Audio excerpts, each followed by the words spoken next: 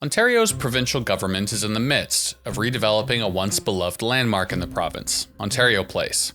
What was previously a family fun park has in recent years been largely abandoned, turning into a more literal representation of what it is, an actual floating pile of trash on Toronto's lakeshore. Doug Ford's government accepted requests for proposals for a private partner to help redevelop the island and settled on Therme, a European spa company who would build a mega spa. In 2024, the Auditor General finished an investigation that found the process that awarded a 95-year lease to Therme was not conducted in accordance with best practices or proper guidelines, nor was it fair, transparent, or accountable. But what even Doug Ford may not have expected is that the Therme that won the Ontario Place bid is not the company they presented themselves to be. Although officials in charge of selecting Therme wrote about their proven track record around the world, that track record didn't exist. This is the story of two Thermes, how they became synonymous with each other, and how Ontario got duped. When Therme presented its bid for the Ontario Place redevelopment, the Austrian company pitched itself as a large industry player that was running half a dozen spas across Europe. As Doug Ford told the media in 2023, they're coming here to build a state-of-the-art, one of the most beautiful facilities as they have right across the world, and we're fortunate to have them pick Toronto as one of the sites. However, Therme had not built spas across the world. In fact, they had only built one spa. That spa was not especially profitable, and Therme held less than 1 million euros in equity at the time, as well as low liquidity.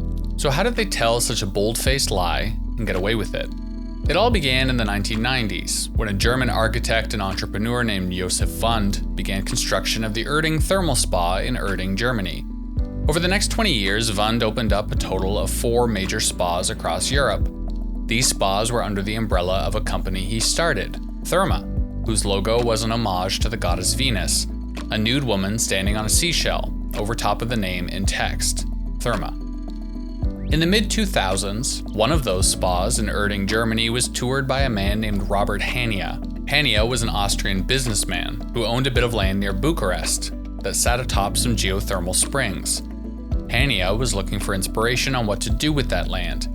He loved the German spa and quickly became friends with its owner, Josef Wund. The two often got together to discuss humanity and philosophy, forming a close bond.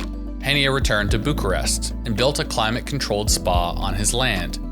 That spa was run by a company Hania had created, a company he called Therme, with a logo that was an homage to the goddess Venus, with a nude woman standing on a seashell over top of the name in text, Therme. A year after the spa was completed, Josef Wund died when his private plane crashed, and Robert Hania, whether maliciously or not, took the opportunity not to take over his friend's company, but to assume its identity. Despite his tenuous finances, Hania hired over 200 architects, engineers, and experts that worked for Wund. With the goal of expanding internationally, they bought booths at major civic fairs, sponsored several events, and engaged in extensive PR work. Therme hired lobbyists across the world, with a large contingent lobbying every level of government in Canada, particularly Toronto and Niagara Falls. The Therme that pitched the Ontario government was not Josef Wund's Therme, a company with 4 major spas. It was Robert Hania's Therme, a company with 1 spa and dubious finances. The Ontario government never figured out that the two companies were different.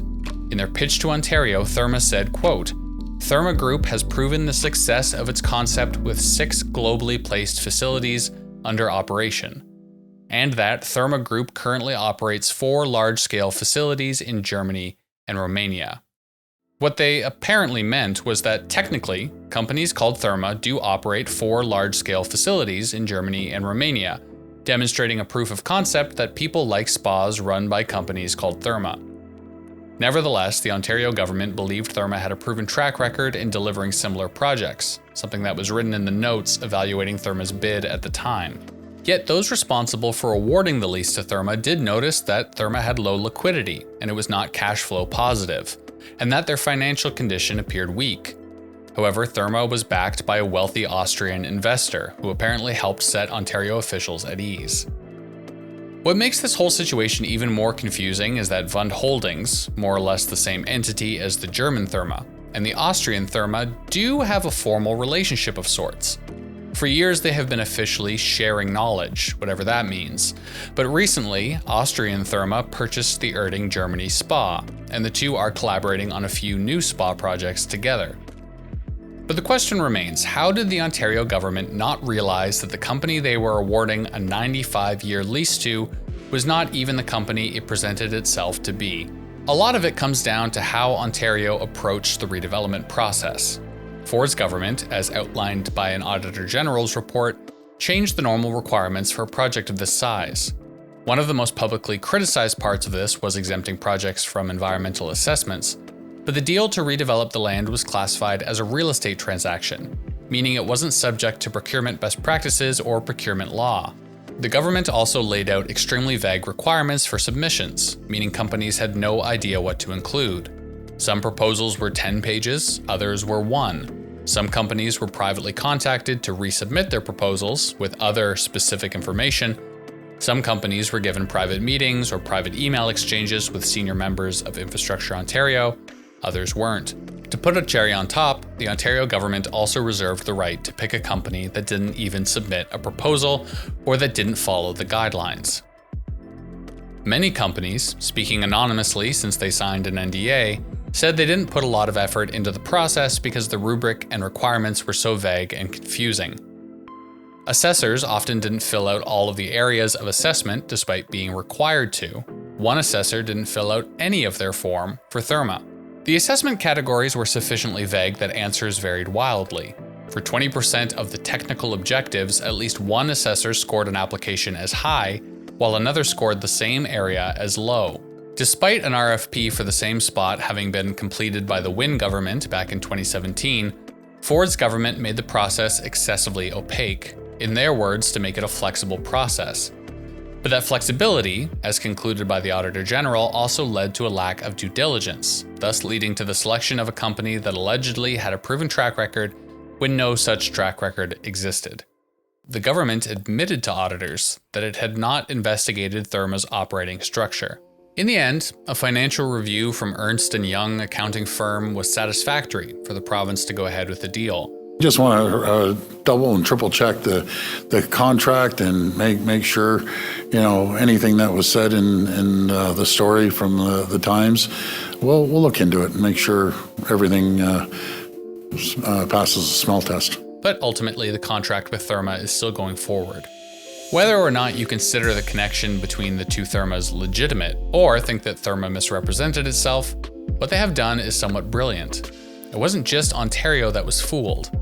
By creating a large number of Therme subsidiaries around the world, all doing business with one another, as well as a somewhat formalized relationship with the original Therme, as well as hiring a huge number of the original Therme's engineers and architects, Robert Hania's Therme has made it difficult to figure out who owns what, and even harder to figure out the details of their finances.